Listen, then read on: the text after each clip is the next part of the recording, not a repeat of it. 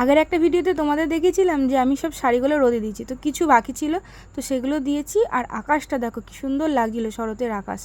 তো তারপর এদিকে আমার বরের পাঞ্জাবি, শার্ট, এগুলোই আজকে বেশি দেওয়া হয়েছে। তো তুলে আনার পর তো এবার একটা একটা করে গোছাতে হবে, যে অবস্থা হয়েছিল কি বলবো। তো তারপর এইটা আমার বিয়ের হলো ওড়না। আর এই যে ধুতি পাঞ্জাবিগুলো দেখছো, এগুলো বিয়ের সেই, তো এইগুলো তো আর পরা হয় না, এরকম পরেই থাকে আলমারি জাম, কিন্তু এগুলো তো স্মৃতি যত্ন করে রাখতেই হবে। আর এই যে ভাঁজ করতে করতে আমাদের গাঁটছড়াটাও পেয়েছিলাম, এরকম শক্ত করে বেঁধে রাখা রয়েছে। তো আমি ওকে তাই বলি, আমাদের সম্পর্কটা যেন এরকমই থাকে সবসময়। আর এই যে শাড়িটা দেখছি, এই শাড়িটা ওর সাথে যখন আমার প্রথম রিলেশন হয় সেই বছর পুজোতে আমাকে গিফট করে। আমার কাছে এটা খুব দামি।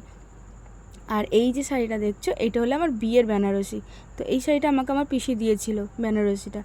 তো আর এই যে শাড়িটা দেখছো, এইটা কিন্তু আমার বউ হাতের বেনারসি। তো এইটা ও আমাকে নিয়ে গিয়ে পছন্দ করে কিনেছে।